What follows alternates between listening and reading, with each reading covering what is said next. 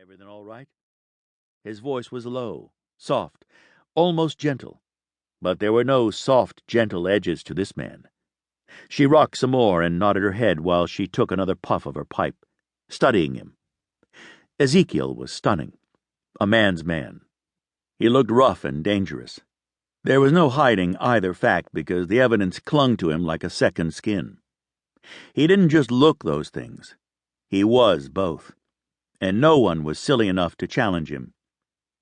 Ezekiel had black hair, longish, because he never bothered to cut it. He was in the military, and she thought it a good thing that he was in the special unit of GhostWalkers and wasn't required to have a military haircut, because she was fairly certain Ezekiel wouldn't follow the rules. He made the rules. His shoulders were broad and his arms bulged with muscle. He had a thick, muscular chest that narrowed through his rib cage into his hips. He was quiet on his feet, so silent that most times she never knew when he was close. Nani nodded. "Yes, Ezekiel.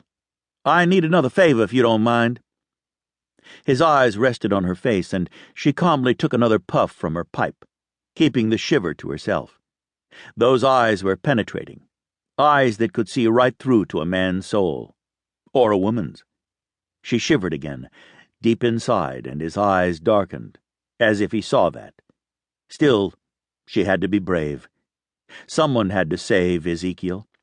He was too willing to sacrifice himself for those he loved. He lived on the streets, responsible for his 2 younger brothers and, later, 2 other boys. He used his fists to fight for food for them. He'd fought grown men to keep the predators off them, all the while insisting all of them go to school. How he kept it from the schools that they were street children, she had no idea. The 3 boys, Mordecai, Malachi, and Ezekiel, were tight, and they rarely talked about their past other than to occasionally crack jokes. Ezekiel never was the one to make the joke, and she rarely saw him smile. If he did smile, it never, not once, reached his eyes. She had to go careful, very careful. This was a game, their own version of chess. Ezekiel was extremely smart, but more, he was street smart. She took the pipe from her mouth and regarded him with her failing eyesight. "I know you've been to town a time or 2 already since the other boys left, but I forgot a few fixin's when I made the list for you. Guess my age is finally catching up with me."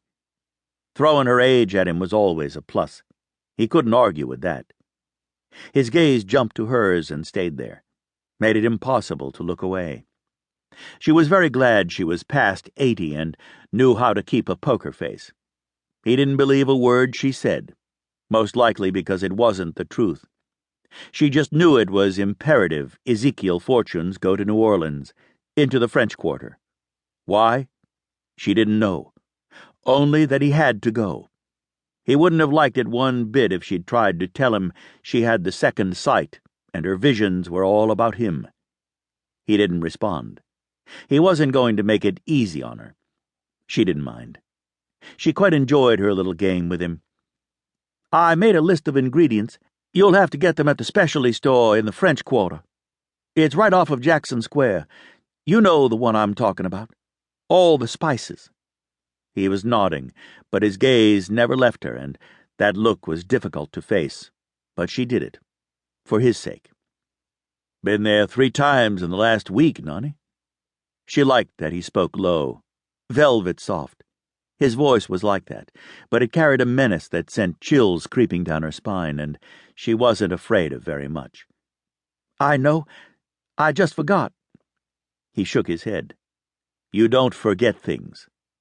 That much was true, but she was old. "I'm not getting any younger." Still too young to forget. See? She loved their game. He counted her every move.